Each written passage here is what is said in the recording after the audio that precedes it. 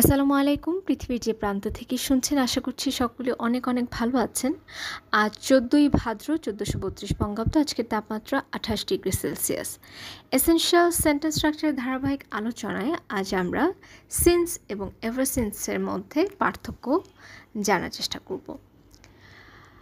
সময়ের শুরুর বিন্দু বোঝাতে আমরা সিন্স ব্যবহার করতে পারি এবং কোনো একটি সময় থেকে এখন পর্যন্ত অবিরততা যদি আমাদের জোর দিয়ে বোঝাতে হয় সেক্ষেত্রে আমরা ব্যবহার করতে পারি ever since.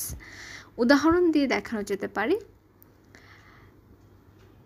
I have lived here since 2010।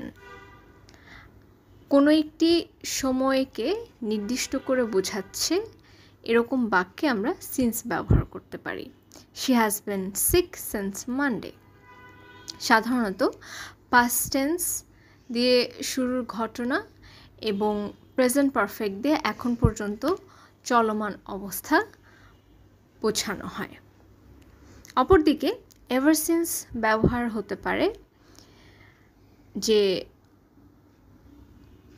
নির্দিষ্ট সময় থেকে এখন পর্যন্ত, মানে অতীতের কোনো সময় থেকে এখন পর্যন্ত যা অবিরত হয়ে আসছে। Started exercising last year and has felt better ever since. সে গত বছর থেকে ব্যায়াম শুরু করেছে আর তখন থেকেই ভালো বোধ করছে। অসংখ্য ধন্যবাদ।